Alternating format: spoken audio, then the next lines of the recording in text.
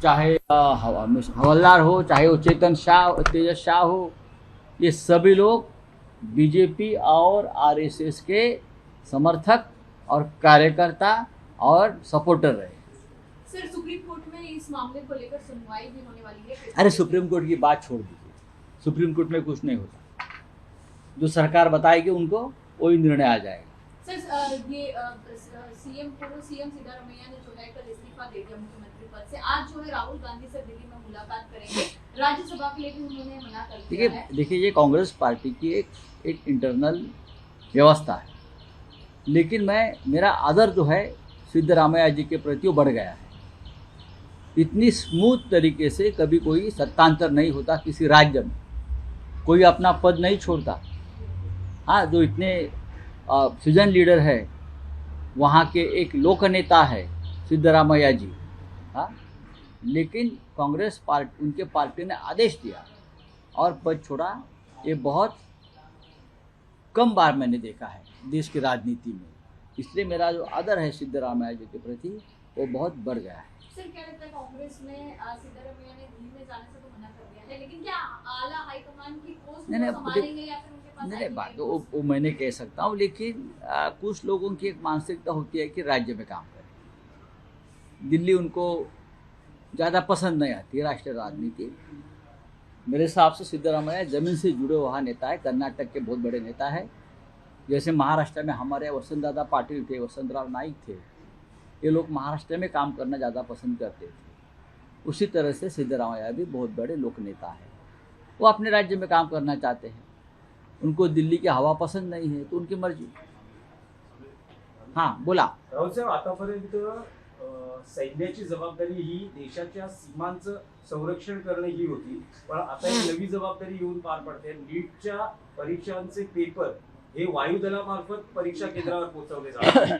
जो सगळा घोळ गेले 2 आठवडे देश पाहतोय, नीटचा जो घोळ आहे, लाखो विद्यार्थ्यांचं भवितव्य टांगणीला आहे। अनेकांनी नैराश्यपोटी आत्महत्या केलेली आहे। कालच मराठवाड्यामध्ये एका तरुणानं आत्महत्या केली, नीटच्या विद्यार्थ्यानं। महाराष्ट्रातले नव्हे, देशातले असंख्य विद्यार्थी ज्याने नीटची परीक्षा दिली आणि देणार होते, त्यांच्यामध्ये डिप्रेशनची एक भावना निर्माण झालेली आहे। त्यांचं मानसिक संतुलन खराब झालेलं आहे, त्यांना आपल्या भविष्याची चिंता वाटते आणि याला सर्वस्वी जबाबदार देशाचे पंतप्रधान, देशाचे शिक्षण मंत्री धर्मेंद्र प्रधान आणि महाराष्ट्राचे मुख्यमंत्री सन्माननीय देवेंद्र फडणवीस। नीट पेपर फुटीचा जो अड्डा आहे, जसा दहशतवाद्यांचा हल्ला असतो, अड्डा असतो बालकोटला वगैरे, तिथे मग तुम्ही अटॅक केलात, काय कुठला अटॅक केला, सर्जिकल, तसे अड्डे पेपर लीकवाल्यांचे, नीटचे, केंद्रीय परीक्षांचे हे महाराष्ट्रात असावेत। आणि सुद्धा देवेंद्र फडणवीस यांच्यासारखा मुख्यमंत्री असताना, ज्यांना सर्व काही क्षणात कळतं आणि जे क्षणात निर्णय घेतात, ज्यांच्याकडे मिनटाची माहिती येत असते, त्यांचं गुप्तचर खातं फार मोठं आहे, ते काय फक्त विरोधी पक्षांच्या लोकांवर पाळत ठेवण्यासाठी, त्यांचे फोन टॅप करण्यासाठी। हां, मराठवाड्यामध्ये सगळ्यात मोठा अड्डा आहे आणि ही नाचक्की महाराष्ट्रामुळे देशावरती आली। याची जबाबदारी राज्याचे मुख्यमंत्र्यांनी घेणं गरजेचं आहे। त्यांनी समोरून सांगायला पाहिजे, हो मी जबाबदार आहे। जसं काल केंद्रीय शिक्षण मंत्र्यांनी जबाबदारी घेतली आहे, ठीक आहे, त्यांचा राजीनामा आम्ही मागतो, पण महाराष्ट्रामध्ये हे पेपर लीकचं सगळ्यात मोठं केंद्र आहे आणि जे लोक पकडले आतापर्यंत 8 महाराष्ट्रातून प्रमुख, हे सगळे भारतीय जनता पक्षाशी संबंधित आहेत। नीटचे प्रमुख कोण आहेत? प्रदीप जोशी। कोण आहेत? आरएसएसचे कडवट समर्थक आहेत, त्यांचा रेकॉर्ड पहा।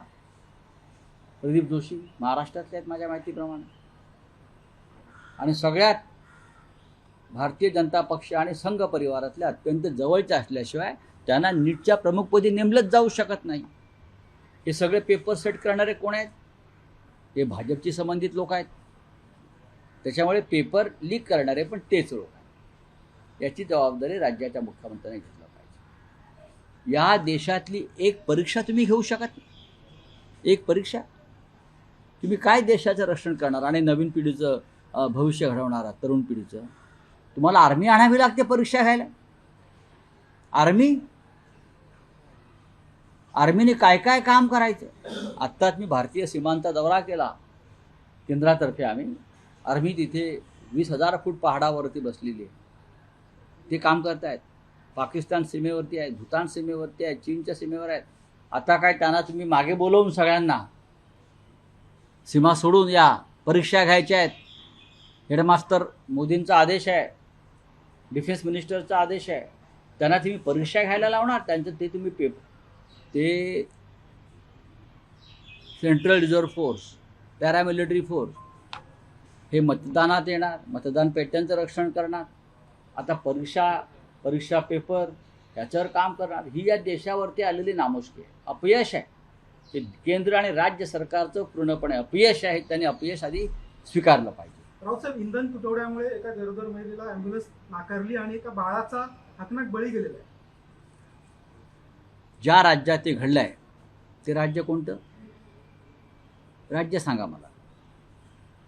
जर ते महाराष्ट्र असेल तर सदोष मनुष्यवधाचा गुन्हा महाराष्ट्र सरकारवर दाखल झाला पाहिजे. कारण सगळं काही आलबेल आहे, लोकांनी चिंता करू नये. हे कोण सांगत होतं कालपर्यंत? या राज्याचे मुख्यमंत्री सांगतायत, या देशाचे प्रधानमंत्री सांगत होते, पश्चिम बंगालच्या निवडणुकांचे निकाल लागेपर्यंत सांगत होते. मग आता अशा प्रकारे माणसांचे मृत्यू व्हायला लागले, मुलांचे मृत्यू व्हायला लागले. हा सदोष मनुष्यवध आहे. हा सरकार करत आहे. जरांगे पाटील पुन्हा एकदा आंदोलनाला बसतायत. माझ्याकडे माहिती नाही.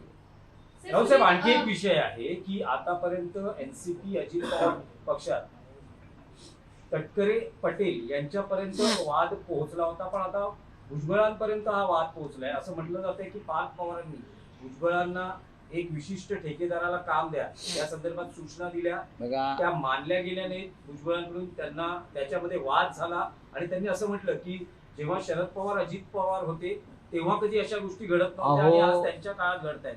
मी काल काय तुम्हाला सांगितलं, हा पक्ष राहणार नाही. हा जो पक्ष आहे अजित पवारांनी स्थापन केलेला, हा पक्ष भविष्यात राहत नाही. आता भुजबळ, प्रफुल्ल पटेल, तटकरे, हसन मुश्रीफ, धनंजय मुंडे ही जी चौकडी आहे ती आता पश्चाताप दग्ध असतील. ती झक मारली आणि अजित पवारांना शरद पवारांपासून तोडून त्यांचं डोकं फिरवून आम्ही भाजपच्या वळचणीला बांधलं.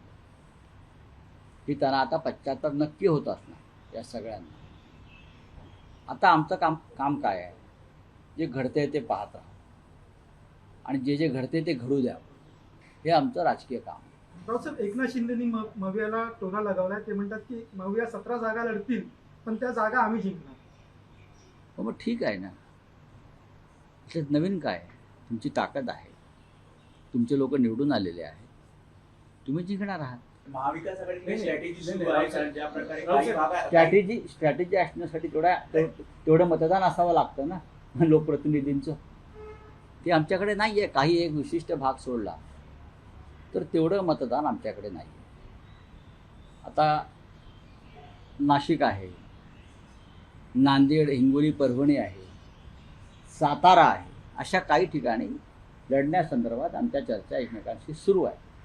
पण दुर्दैवानं अनेक स्थानिक स्वराज्य संस्थांच्या मतदारसंघामध्ये आमच्याकडे तेवढं पुरेसं म्हणण्यापेक्षा खूपच कमी असं मतदान असल्यामुळे त्या जागामध्ये का लक्ष घालायचं अशी आमच्याकडे चर्चा झाली. पण हे 4-5 जे मतदारसंघ आहेत मला मी सांगितलं, त्याच्यावरती कोणी काय लढावं, कसं लढावं याच्यावर चर्चा सुरू आहे. महायुतीमध्ये जे भांडण चालू आहे त्याचा फायदा घेण्याचा काही प्रयत्न आहे का? नाही. अनेक ठिकाणी त्यांच्या भांडण्याचा आम्हाला फायदा होणार नाही, इतकी आमच्या जागा कमी. तेच आहे रावसाहेब, तुम्ही म्हणतात संख्याबळ नाही आहे, अशा वेळेस स्ट्रॅटेजीचा काय भाग?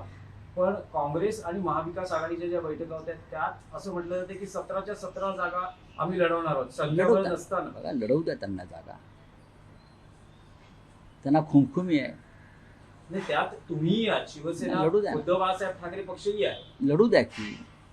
आता शेवटच्या दिवशी तुम्हाला कळेल. आता आमच्यात असं चाललंय की कोकणची जागा लढावी, हा. त्याच्यावरती आज निर्णय होईल. काही ठिकाणी आमच्या कार्यकर्त्यांचं म्हणणं आहे की बिनविरोध निवडणूक होऊ द्यायची नाही, आपण निवडणूक लढूया. त्याचाही विचार सुरू आहे आणि त्याच्यावरती माननीय उद्धव ठाकरे असतील किंवा सुप्रिया सुळे असतील किंवा हर्षवर्धन सपकाळजी असतील त्याच्यामध्ये आमच्या चर्चा सुरू आहेत. आज उद्याकडे त्याचा निकाल तुम्हाला लागेल. काय वाटतं किती जागा लढल्या पाहिजेत म्हणजे तुम्ही नाही, मला म्हणताय- काही वाटत नाही. मला असं वाटतं की पुढल्या निवडणुकीची तयारी करून आपल्याला आता जास्तीत जास्त लोकांपर्यंत जाऊन पुढली विधानसभा, लोकसभा आणि त्यानंतरच्या स्थानिक स्वराज्य संस्था याच्यासाठी आम्हाला आतापासून काम केलं पाहिजे हे मला वाटतं. राहुल साहेब, एक दिल्लीहून बातमी आहे की असं कळते आहे की 6 जूनला इंडिया आघाडीची बैठक होते आहे आणि यासाठी ममता बॅनर्जी यांनी पुढाकार घेतला आहे आणि शक्यता आहे की महाविकास आघाडीतले सगळेच प्रमुख नेते दिल्लीत या अशी बैठक व्हावी अशी आमची सगळ्यांची इच्छा अनेक दिवसापासून आहे आणि अशा बैठकीमध्ये आतापर्यंत ममता बॅनर्जींची आडकाठी असायची, हे खरं आहे. आता पश्चिम बंगालचे निकाल लागल्यावर सगळ्यात आधी इंडिया आघाडीची घोषणा मजबूत करण्याची ही ममता बॅनर्जी यांनी केली, त्याबद्दल आम्ही त्यांचे आभारी आहोत. त्यांना साक्षात्कार झाला, त्यासाठी पश्चिम बंगालचा पराभव त्यांना सहन करावा लागला. आम्ही एकत्र असायला पाहिजे असं त्यांना वाटतं आहे. आम्ही पहिल्यापासूनच एकत्र आहोत आणि जे जे घटक आहेत ज्यांना या देशातल्या लोकशाहीसाठी लढायचं आहे, संविधान वाचवण्यासाठी लढायचं आहे, त्या प्रत्येकानं इंडिया ब्लॉकमध्ये येणं गरजेचं आहे. Sir, union minister Dharmendra Pradhan का नीट पेपर लीक केस पर कहना है कि इस लीक पेपर इरेगुलरिटीज में कोई भी शामिल नहीं है और ये बहुत अनफॉर्चुनेट है और इस पर जो है हम प्रॉमिस करते हैं हम स्ट्रिक्ट एक्शन लेंगे. कोई शामिल नहीं है तो पेपर लीक कैसे हो गए? हाँ, इस कांड में अगर कोई शामिल नहीं है तो पेपर लीक कैसे हो गए? अगर ऐसी घटना वो तो हुई नहीं है तो सीबीआई के पास जिम्मेदारी क्यों दी जांच की? और सीबीआई ने महाराष्ट्र और जयपुर में इतने लोगों को अरेस्ट क्यों किया? सीबीआई ने और जो स्टैंडिंग कमेटी ऑफ एचआरडी है उसने नीट के चेयरमैन को समन्स क्यों भेजा? उस बारे में भी प्रधान साहब को हमारे क्लैरिफिकेशन देना होगा. सबसे ज़्यादा लोग तो महाराष्ट्र में अरेस्ट हो गए. हाँ, पैसे की लेन देन में कैसे पेपर बिक गए ये सीबीआई ने बताया है. क्या ये हमारे देश के एजुकेशन मिनिस्टर को पता नहीं क्या चल रहा है देश में? तो आर्मी को क्यों बुला रहे हो आप एग्ज़ाम लेने के लिए मिस्टर प्रधान जी? चलो, thank you. Sir, India Aghadi की बैठक है, उस पर क्या कहना चाहेंगे? इंडिया आघाड़ी की बैठक होती है तो हम जाएंगे, लेकिन अब तक कोई हमारे पास पूरी जानकारी नहीं है, ना इन्विटेशन है.